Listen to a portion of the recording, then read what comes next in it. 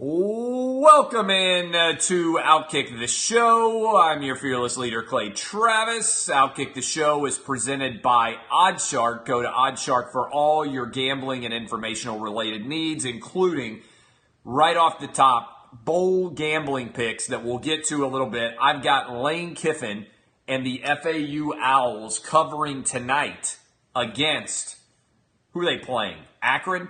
I've got them covering tonight against Akron, and I've got the over double play tonight.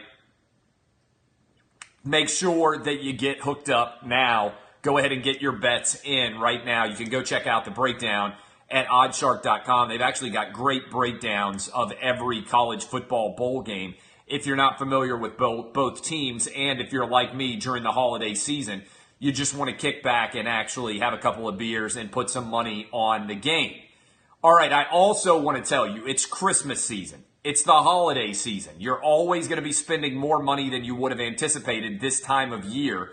What's the best way to save money? I'm telling you right now, if you've got a mortgage, save money with my guys at thehomeloanexpert.com. Wherever you are in the country, you can also go to outkick.com and click on their link right at the top. You can click on the anonymous mailbag today because they are the presenting sponsor. Make sure that you save money while you can. You're spending more money on presents than you expected. You're spending more money on travel. Everything adds up at the end of the year. Maybe you're looking at your budget and saying, man, we blew through that. How would you like to knock out a couple of different mortgage payments and potentially not have to pay your mortgage again until March? Allow you to get back on your financial footing. Do it now. Make the smart decision for the new year. Thehomeloanexpert.com. I'm telling you, these guys, they're the Nick Saban of mortgage lending. They can close you in 6 to 7 days, meaning before the end of the year, you can be hooked up and ready to roll. That's thehomeloanexpert.com. All right, I am rolling right now. I figured that in honor of ESPN's fake president, John Skipper, resignation for substance abuse issues, I should break out my Hate MS ESPN t-shirts. You can get these at outkick.com. And we are off and running. Several different stories to get to today. First of all, Kobe Bryant has both of his jerseys retired. Number 8, who was the rapist, number 24, who was not the rapist, are the two jerseys that were retired. We've got creepy NFL owner news. If you didn't read, and we didn't talk about this very much, Jerry Richardson was into some freaky ass shit. We'll talk about that. That's why he has to sell the team now. Lane Kiffin signs a 10-year extension with FAU. Again, I'm on FAU tonight and the over in their game against Akron. Nashville gets an MLS team. The official announcement, I believe, is coming tomorrow. And the tax cut passes the House, during which time a woman decides that she's going to break out her boobs, literally the First Amendment and boobs in the House gallery. We will discuss all of that and more. But we begin with Kobe. And I am utterly fascinated, you guys know, at the way that sometimes people who are in similar situations are treated entirely differently. Kobe Bryant, in 2003, was charged with rape in Eagle, Colorado. He was set to go on trial when he paid millions of dollars to allow that case not to go forward. And then he released this statement when the woman agreed not to participate in the trial. She was paid off. I don't understand. I've talked about this before. I don't understand how it's possible that you can just buy off accusations in a rape case and it's not considered obstruction of justice, because it's crazy to me. Absolutely crazy that you can buy off rape cases, especially after charges have already been filed, and avoid being charged with obstruction of justice. But that's what Kobe did. Let's talk about this situation for a minute. He issued an official apology, and that apology is pretty crazy. He said, "Although I truly believe this encounter between us was consensual, I recognize now she did not and does not view this incident the same way I did. After months of reviewing discovery, listening to her attorney, and even her testimony in person, I now understand how she feels that she did not consent to this encounter." So he's basically admitting that he raped her. And yet nobody is talking about this at all in the context of a Harvey Weinstein LA. And this is fascinating to me because the city of Los Angeles went all in on the Kobe Bryant celebration last night. They retired both of his numbers, number 8, which is the rapist, number 24, which didn't rape anybody. And they made the decision. Nobody in the media asked any questions about Kobe Bryant's history at all. Yet look at the way that Harvey Weinstein is being treated right now in LA. Look, I'm not claiming that Harvey Weinstein is a great guy, but right now, Harvey Weinstein, dead. If I happen to look over and you're complaining about the topic, guess what? This is my show. If you complain about the topic, then you are being a pussy, and I am going to kill you. You're dead, all right? Here's the truth. Nobody cares about Kobe, yet everybody is obsessed with Harvey Weinstein. Harvey Weinstein was blocked, okay, from ever attending the Oscars again, and they kicked him out of the Academy Awards group, the Academy did, from ever being able to even attend the Oscars again. And yet, unbelievably, we now have a situation where in the same year that Harvey Weinstein blew up in Hollywood and everybody was wringing their hands and saying, oh my God, how could we have ever allowed somebody like Harvey Weinstein, who's just this powerful guy, to prey on women? We have a situation where Harvey Weinstein is being treated one way and Kobe Bryant's being treated another way. And it's fascinating to me that nobody, even in LA, pointed out the discrepancy. Look, Harvey Weinstein's never been charged with rape, okay? I think he did all sorts of inappropriate things from a sexual perspective, but he's never been charged with rape. Kobe Bryant was charged with rape and paid millions of dollars to avoid potentially going to prison, yet nobody talks about it at all. It's as if nobody is paying attention to Kobe Bryant's history at all. And nobody in LA said, hey, maybe we shouldn't, right in the middle of the Harvey Weinstein era, raise 2 different jerseys to the rafters and crown this guy one of the greatest Lakers of all time, when it's possible, i.e. even probable, if you go read his investigative responses to police in the Eagle, Colorado case. You can go Google it. Every statement that he made is out there. There's a decent chance that Kobe Bryant's a rapist. And yet, Harvey Weinstein is never able to ever be affiliated with movies again, and Kobe Bryant is considered a god among Laker fans and among sports fans. And look, I'm not saying that Kobe Bryant 100% raped this girl, but I think if you read his comments where he basically apologizes to her for having sat through the depositions and everything else, and paying her millions of dollars so she won't testify so that he can avoid going potentially to prison. This guy never missed a game for being charged with rape. It's crazy. It's unbelievable to me that we are in this era. So I think it is fascinating in general. And by the way, you're dead. All right? You are dead. If I happen to look over and see that you don't ask any, that you're asking questions, how in the world is it that LA, where you have 2 interesting analogies, sports and entertainment, right? You have sports Kobe Bryant, and you have Harvey Weinstein in LA as the representative of everything that's wrong in Hollywood right now. How is it that nobody in LA draws this analogy? It would be different to me if Kobe Bryant weren't literally right in the center of Harvey Weinstein era LA, where all the time now, like Matt Damon says something and people are like, oh, Matt Damon is evil.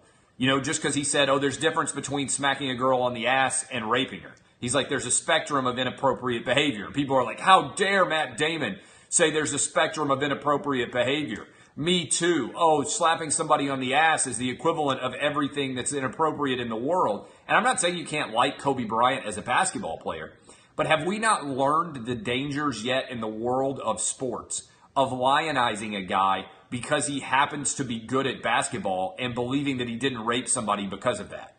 I just think it's wild, and I would like you to think about, why is Kobe Bryant not being criticized by anybody? Why is MSESPN? Why is MSESPN, which makes a living going after people for supposedly not being social justice warriors enough, has anybody on MSESPN even mentioned the rape settlement or the fact that he was charged with rape as part of their coverage of the Kobe Bryant situation? I just think it's utterly fascinating in a Harvey Weinstein era that is the story. And that Kobe Bryant never missed a game. That Kobe Bryant is his entire life. Never missed a game for getting charged with rape. We got guys who've been behaved inappropriately who missed multiple games. Tom Brady missed a bunch of games for deflated balls. Kobe Bryant gets charged with rape and didn't get anything done to him. Again, all the Kobe dudes out there who are huge Kobe benefactors, I'd just like for you to think about this. Harvey Weinstein gets treated one way in Hollywood. Kobe Bryant gets treated another way. Harvey Weinstein's never allowed to attend the Oscars anymore. And Harvey Weinstein, frankly, was the Kobe Bryant of movies. I don't know if anybody's ever been better at winning Oscars than Harvey Weinstein was. He's now not allowed to attend the Oscars anymore. He's not allowed to be a member of the Academy. And yet Kobe Bryant is accused of rape, pays millions of dollars to get out of it, and nobody does anything. Just keep it in mind. Again, the media is not fair. The media is not even in the way that they treat things. One of the reasons why this show does so well is I make you guys think in ways that you might not otherwise be able to think about it. It's funny also that some of these Kobe stans just come in here and they're like, please stop talking about Kobe Bryant being a bad guy. Kobe's my hero. He would never rape anybody. Please stop, Clay. That's what they say. Your genitals haven't dropped, all you little Kobe Bryant stans. Kobe Bryant's the greatest ever. Stop saying bad things about Kobe. The Black Mamba's so good. Stop it, Clay. You're a bunch of pussies, and you can't handle having the basic truth of your guy questioned. Kobe Bryant can be a good basketball player and a rapist. I don't know why people can't understand that both of those things can be true. Mike Tyson's really good boxer and a rapist, right? The idea that you can't also be a rapist because you happen to be somebody's favorite basketball player is a testament to how dumb some people are, and the fact that you can't compartmentalize and understand that just because you're good at athletics doesn't mean that you're a good person.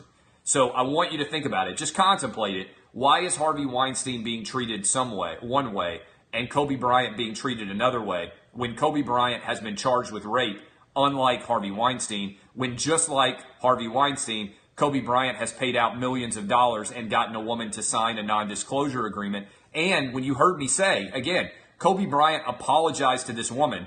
Although I believe this encounter was consensual, I recognize now that she did not and does not view this incident the same way I did. After months of reviewing discovery, listening to her attorney, and even her testimony in person, I now understand how she feels she did not consent to this encounter. Kobe's basically apologizing for raping the girl and gave her millions of dollars. That, my friends, is pretty unbelievable. Think about it. Again, why is Harvey Weinstein in LA treated one way? Why is Kobe Bryant treated another way? Is it just because Kobe Bryant's situation happened in 2003 and people aren't willing to go back in time? I don't know. Bill Cosby got wrecked for stuff that happened long before this. I just think it's fascinating. Keep it in mind. So I want you to think about the way the media treats like situations and how oftentimes people talk about like situations in different ways. Definitely worth thinking about. All right, Jerry Richardson. Speaking of creepy situations, Jerry Richardson, the owner of the Panthers, is having to sell his team basically because he's into some freaky ass shit, according to an SI article. I don't know how many people actually read the specifics of the allegations against Jerry Richardson, but Jerry Richardson is a 70-something-year-old rich dude who owns the Carolina Panthers. And he is accused of 4 different things that I think are ridiculous. I'm going to start with the most ridiculous. I'll finish with the most ridiculous. All right, 1, I think this is entirely underrated. On game days in Carolina, Jerry Richardson would have female employees brought to his suite. He would be in there by himself without any shoes on, and he would request that those female employees give him a foot massage. Is there anything creepier that it could happen in a stadium for an owner to do than to bring you into his owner's suite and ask you to massage his old, disgusting 70-year-old man feet while you sit there at his feet and do it? That's unbelievable. That's an unbelievable move, the likes of which we haven't even heard of before. Creepy-ass old dude. Here's another couple of things. On Gene Fridays, he would walk in and he would make the women stand and he would turn them around, pirouette them, and talk about how tight their jeans were and ask how they managed to get their jeans on. A little bit strange, not that strange in the grand scheme of things. Here's something else that's creepy. Jerry Richardson, owner of the Carolina Panthers, used to insist when he would go out to dinner that he buckle in his female employees in the backseat of a car, and when he would do it, he would lean in and rub against them while he buckled them. Creepy ass move. But here is the creepiest move by far. I'm stunned by this. All right, are you ready? Jerry Richardson would ask his female employees if he could shave their legs. When I heard this, I was like, holy shit, this guy should never be able to own a franchise in pro sports. If you are asking women who work for you that you're not married to and that you're not directly paying for sex, can I please shave your legs? This is next level creep. That is next level creepy as shit. This is stuff he's asking for. What is he into that he doesn't even ask for, that he pays for? So I put that on the question. I said, what is the creepiest thing that Jerry Richardson was into? Which of these allegations? We've got like 12,000 of you voted, and almost all of you agreed. Asking to shave a woman's legs is really weird. I have been married for years. I can't think of anything creepier that I could request than asking my wife to let me shave her legs. And I'm married to her. I've been married 14 years. I just can't even conceptualize having that decision, right? I can't even conceptualize being like, hey, babe, can I shave your legs? This stuff was so creepy that he just decided to sell the team rather than even try to respond to these allegations, which probably means there's creepier ass stuff going on out there.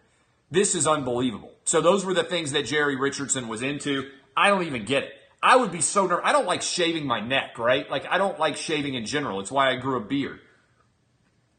The last thing I would want to do is be responsible for shaving a woman's legs. I'd be so terrified that I would accidentally cut her and there would just be blood everywhere. And I'd be like, oh my God, we got to get some tissue paper. Like, how aggressively do you want to shave? Like, do you want to do it a little bit? Do you want to, like, I cut my neck every time I shave. The last thing I want to do is be given a razor and nick up some beautiful woman's legs because I'm not doing a good enough job of it. And I'm also wondering now, am I just totally out of it, or is this something that dudes want to do? I've never even heard of a guy saying this is a fantasy of his.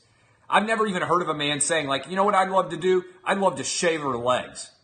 I haven't even heard of such an allegation or such a suggestion that would be cool. Anyway, I think it's totally normal. If you find out that any owner, NBA, Major League Baseball, MLS, any sport, has ever requested a female employee to allow him to shave their legs, he should be fired immediately. Should be fired immediately from owning the team. He has to put his team for sale. Now, the end result here is Jerry Richardson's going to make billions of dollars, and he's probably going to go out to Las Vegas and just spend millions of dollars running around with razors in his mouth, just shaving girls' legs left and right. I'm sure there's lots of women out there that if you paid them enough money, they'd let him shave your legs, and also they'd massage your feet, you dirty-ass old man. But in general, what a ridiculous thing. And this brings home a question to me. At some point, do you become so rich that you're not even aware how incredibly awkward your requests are? Like, how would you not know that this is really weird stuff to do? I want women alone with me in the suite. I'm not going to wear shoes, and I'm going to ask them to massage my feet. How would you not know that was weird? How would you not know it was weird to ask women if you could shave their legs? This is like totally beyond the pale to me. And if you are that rich, why do you need to do it to your employees? You can afford to pay women all over the world. You get on a jet and go down to Colombia, I'm sure Jerry Richardson could do anything that he wants and nothing gets back to him, right? He could go out to Brazil. He could go over to Russia. If you're into that kind of thing and you got the money to make it happen, you can do whatever you want, right? I just don't get it. I think it's creepy as hell. Anyway, he has now been having his team taken away. All right. Third big takeaway here. Lane Kiffin playing tonight, FAU against Akron. I've got the over. And is it Akron who they're playing? I think it's Akron. And they're in some like ridiculous bowl game. Did you see the name of this bowl game? Speaking of bowl games, this sounds like the kind of place Jerry Richardson would like to go. I believe the bowl game just has an absolutely absurd name. Let me read this name to you. Like, I saw this and I was like, there's no way this is real. There's no way this is real life. Tonight at 6, this is real deal. We have the Cherry Bundy Tart Cherry Boca Raton Bowl. Boca Raton, do you say Raton or Raton? I say Raton, I think. Raton sounds a little bit elitist. But this is a real deal. The Cherry Bundy Tart Cherry Boca Raton Bowl. That sounds like something that an old dude would be really into back in old school Florida. Maybe one of the old Gator Boys boosters down at the University of Florida. But we got the Cherry Bundy Tart Cherry Boca Raton Bowl. The line's right around 22. I think the over-under is 65. The line hasn't moved much. The over-under has ticked up quite a bit. Akron against FAU. That game kicks off at 7 o'clock Eastern. So I'll be watching that. Come hang. Let's watch that together. Let's get rich. We're going 2-0 with that pick. By the way, Boise State hit. I told you Boise State was going to cover against Oregon. They not only cover, I told you they were going to win on the money line, and they won on the money line. We're on a comeback trail with the gambling picks. That continues tonight.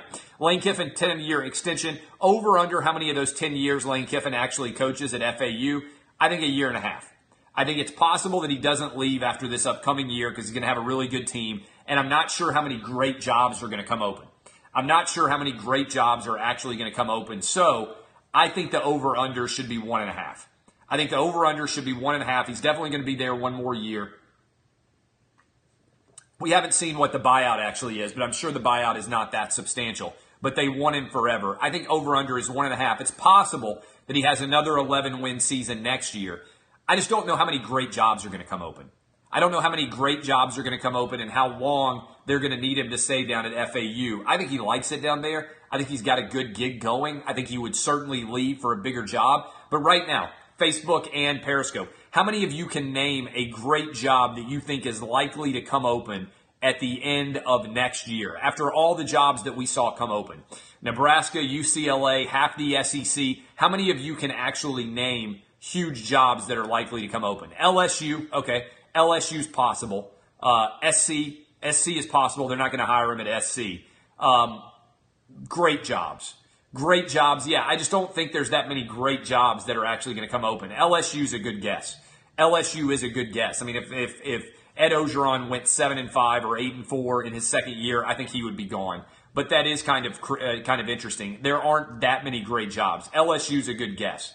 LSU is a good guess. And look, somebody could always leave for an NFL job, or somebody could get fired because of an inappropriate conduct, recruiting violations, all sorts of things could happen. But there aren't that many jobs, I don't think, coming open. This is a big deal for those of you who are MLS fans. And I know there's people out there all the time who are like, yeah, soccer sucks. Soccer's not American. Well, I enjoy watching soccer. I think this is a big deal. Nashville is getting an MLS expansion franchise. Now, I'd like to get a Major League Baseball team. I think Nashville's probably still 8 to 10 years away from being able to get a Major League Baseball team. But I think this soccer team will do well in a new stadium at the fairgrounds. Hasn't been officially announced yet, but I believe that Nashville getting an MLS team is a big deal. For those of you down in Atlanta, I think this could turn into a really cool rivalry game between Nashville and Atlanta in soccer. 27,000-seat stadium. I think it'll sell well. I think it's a big deal to Nashville to add a third professional sports franchise. And I still think baseball is going to happen at some point. I really do think that baseball, Major League Baseball, will happen in my hometown of Nashville at some point. I think it'll also be awesome. All right, big news. The tax cut has passed the House. I understand lots of people hate Donald Trump personally. I get it. I understand you don't like him. You don't like him tweeting. You think he's mean. You think he's a serial sexual harasser, all those things. But look at what this man has done in the last year. For economic purposes, I'm not sure there has ever been a better first year for any president in the history of the country. Do you remember when Donald Trump got elected and all those big prognosticators went on and they said this will be a disaster for the stock market? The stock market is going to collapse. There's no way that the stock market is ever going to be able to handle a Donald Trump presidency. And then what happened? The stock market is up over 5,000 points this year for the first time in the history of the stock market. It has surged to a degree that we have never seen before. If you look at what has happened in the last year, it's up over 5,000 points, around 25% since Donald Trump was elected president. One of the best first years in the history of the country. People out there say, well, there's no fundamentals to back it up. Think about this.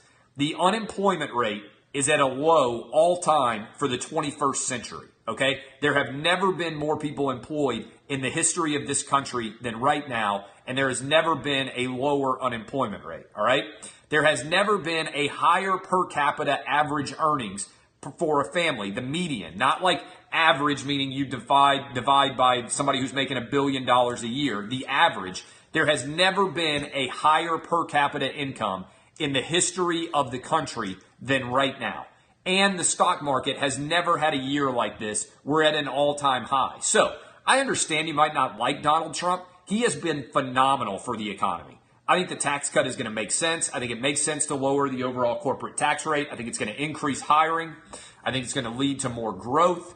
And I think we have a broken tax system, and this does a little bit to try and make it a more efficient and fair tax system. It's one of the first times we've actually had legitimate tax reform in like 30 years. Since I think Ronald Reagan did it back in 1986. So whether you hate Donald Trump or not, I didn't vote for him. I think the guy has been incredible for the economy. And as part of the protest, we had a woman who removed her top in the House of Representatives to protest. This is literally the First Amendment and boobs. So even though I'm in favor of the tax cuts because I need to save more money because I'm rich now and I don't want to pay as much money in taxes as I have been, I am in favor of all women who protest the tax taking off their tops. I'm in favor of boobs being revealed to allow you to advance your political ideals. And frankly, if you're good looking and you take your top off to make a political argument, I might be more prone to pay attention to your argument than I would be if you just spoke without removing your top. So I'm sure CNN is very triggered by this story, but as a proponent of the First Amendment and boobs, this was flat out incredible. It's literally the First Amendment and boobs bringing right to your house. Again, I understand people don't like Trump. The first year of his presidency, I'm not sure we've ever had a better economy in the history of this country. So if he can just stay out of trouble, keep the country out of the ditch the next couple of years, manage to not get impeached, do a decent job. Now, here's the danger zone. The danger zone for this country is if Ruth Bader Ginsburg dies. If Ruth Bader Ginsburg dies, people are going to lose their mind. So I also am rooting for Ruth Bader Ginsburg to stay healthy and not die just because I don't want to go through the insanity of Trump replacing Ruth Bader Ginsburg on the Supreme Court to see what might transpire. That would be absolute, like, total chaos. And so that's my biggest fear as we move into 2018 is that Ruth Bader Ginsburg, who's in her 80s and is a cancer survivor, suddenly drops dead like Antonin Scalia did, and abortion is on the Supreme Court docket again because people are like, now we're going to have the votes to overturn Roe versus Wade. That's the biggest issue that I can see. I would love to be nominated for the Supreme Court. I would not serve too much of a pay cut. But I did have an incredible time when I got to go to the Supreme Court and watch the arguments. It's one of the coolest things I've gotten to do as part of my job. Really pretty outstanding. All right. What questions do you guys have? I'll do a couple of minutes of rapid fire questions here, and then I'm rolling into getting ready for this afternoon's games. Got to get all my bets in and get ready for FAU against Akron, big Tuesday night contest in the Cherry Bowl down there in Boca Raton. I love the XFL making a comeback. I'm going to write an article about the potential for the XFL making a comeback. I'm a WWE shareholder. By the way, you guys know I hate to brag, but Twitter has been on fire. Twitter stock has been on fire. I absolutely love it. Yeah, it was definitely a catch. We talked a lot. If you want to hear more talk about Steelers versus Pats, you can go back tomorrow and actually check and see what I talked all about that. Colin Kaepernick's not going to be in the Panthers ownership group. I mean, there are relatively few people who can afford to pay $2.5 billion for a franchise. P. Diddy is not one of them. Colin Kaepernick's not going to be involved. There's absolutely no legitimacy there. Lamar Jackson in the NFL is a great question, and whether or not he's going to come out pro, by the way. I've got Louisville minus 6.5 against Mississippi State. Last minute GIF ideas, good question. Good. I'm trying to figure that out myself. The only gift I buy every year is for my wife. She buys every other present for us, and I have no idea what to be able to do it. So that's a complicated situation in and of itself. Yes, you're right. Diddy will never get in the ownership group. That was a ridiculous story that had absolutely no basis.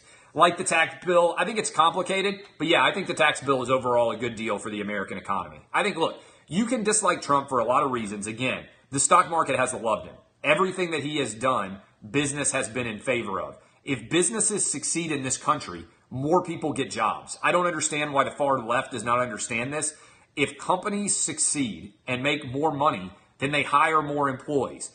companies succeeding is good for America, right? I'm a capitalist. I believe in markets. Doesn't mean that markets are always right. We should rigorously make sure that our standards of watching them is making sense so that there's not fraud going on, so that we don't create the opportunities for the housing market, so that we don't allow bubbles to materialize based on decisions that we are making in the markets, right? But in general, I'm a capitalist. I'm pro-markets. I'm pro-business. That's how we get jobs. That's how people get jobs, make money, able to raise their families better, everything else. Money is good. Greed is good. Greed is good. Gordon Gekko was right back in Wall Street. Greed is good. Capitalism is the best form of economy that has ever existed. Unlock the individual potential of everybody in this country, regardless of their backgrounds, regardless of their religion, regardless of their race. Let markets decide who makes good decisions. Don't let politicians decide. I like the idea of Washington having less money and more money in the pockets of individuals. I believe in markets. Again, I'm a capitalist. All right. I love all of you. I am Clay Travis. This has been Outkick the Show. We'll be live tomorrow, 6 to 9 a.m. Eastern. Live all week. I'm not taking any days off, even though a lot of you slackers are going to be taking off Thursday and Friday in advance of Christmas. I'll be on live all week. I'll be doing this show all week. I'll be writing all week. Nothing changing for me.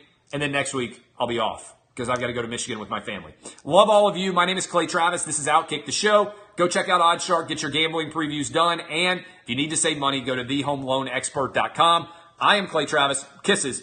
DBAP. I'll see you guys tomorrow.